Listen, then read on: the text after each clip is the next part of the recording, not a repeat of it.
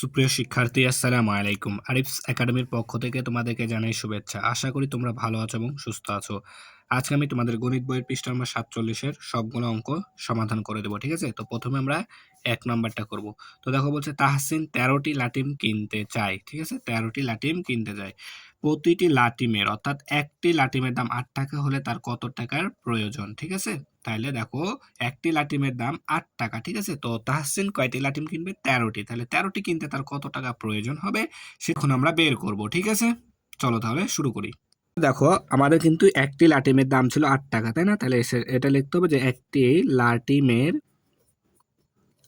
লাটিমের একটি লাটিমের দাম সমান সমান ৮ টাকা, তাই না? একটি লাটিমের দাম ৮ টাকা। তাহলে কয়টি লাটিম কিনবে? ১৩টি, তাই না? তাহলে লিখবো কি যে অতএব ১৩টি লাটিমের লাটিমের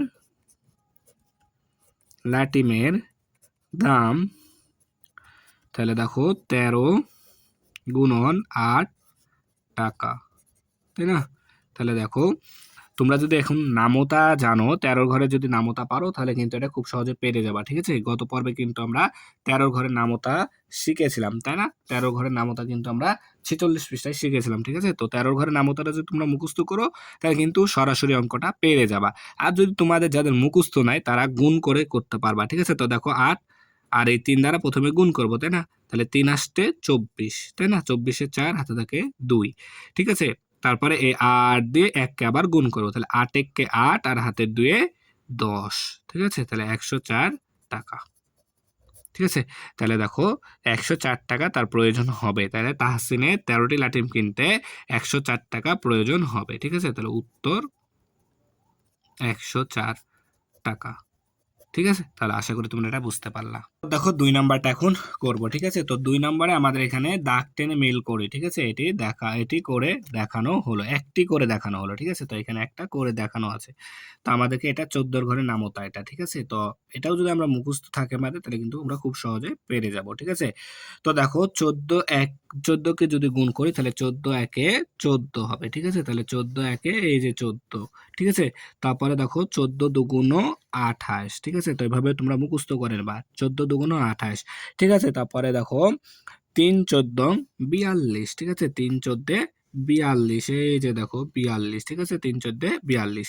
তারপরে দেখো ৫ ১৪ ৫ ১৪ ৫ আচ্ছা ৫ কেন বলছি, সরি ৪, ঠিক আছে না? ৪ আগে তো বলতে হবে, তাই না? তাহলে ৪ ১৪ ৫৬, ঠিক আছে? ৪ ১৪ ৫৬, তারপরে ৫ ১৪ ৭৭, ঠিক আছে? আমাদের ৪ ১৪ কিন্তু দেওয়াই আছে, তাহলে ৫ ১৪ ৭৭, তারপরে ৬ ১৪ ৮৪, ৬ ১৪ ৮৪, ঠিক আছে? তারপরে ৭ ১৪ দেখো ৯৮, ৭ ১৪ ৯৮, এই যে এখানে ৯৮, ঠিক আছে?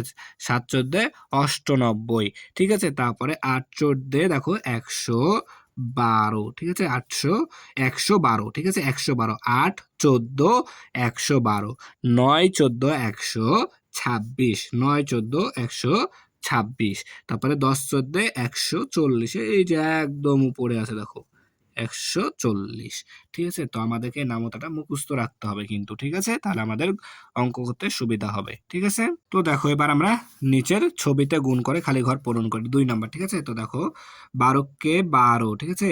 তারপরে দেখো ১২ দুগুণ ২৪, তারপরে দেখো আচ্ছা তারপরে দেখো ৩ বারং ৩৬, ৪ বারং ৪৮, ৫ বারং ৬০, তারপরে দেখো ৬ বারং ৭২, ৭ বারং ৮৪, ৮ বারং ৯৬, ঠিক আছে? ৯ বারং ১০৮, ঠিক আছে? ৯ বারং ১০৮, ঠিক আছে? সেম ভাবে এখন আমরা পাশের চিত্রটা পূরণ করব, ঠিক আছে? তো এই হলো চিত্রটা, ঠিক আছে? তো দেখো ১৩ কে ১৩, ১৩ দুগুণ ২৬, ৩ তেরং ৩৯, ৪ তেরং ৫২, ঠিক আছে? ৫ তেরং ৬৫, ৬ তেরং ৭৮, ৭ তেরং ৯১, ৮ তেরং ১০৪, আর ৯ ১৩ ১১৭, ঠিক আছে না? তো আমরা কিন্তু এভাবেই শিখেছিলাম নামতাগুলো, ঠিক আছে? এখানে জাস্ট নামতাটা এখানে আমরা লিখে দিয়েছি, বাস কাজ শেষ আমাদের কিন্তু, ঠিক আছে? তাহলে আশা করি তোমরা এটা বুঝতে পারলা, ঠিক আছে? তাহলে দেখো ৪৭ পৃষ্ঠা সবগুলো অঙ্কের সমাধান করা হয়ে গেল, ঠিক আছে? তাহলে আজকে এই পর্যন্তই। ভিডিওটি ভালো লাগলে অবশ্যই লাইক কমেন্ট শেয়ার করতে ভুলবে না এবং পরবর্তী ভিডিও সবার আগে পেতে আমাদের চ্যানেলটি সাবস্ক্রাইব করে রাখো। আল্লাহ হাফেজ, আসসালামু আলাইকুম ওয়া রাহমাতুল্লাহ।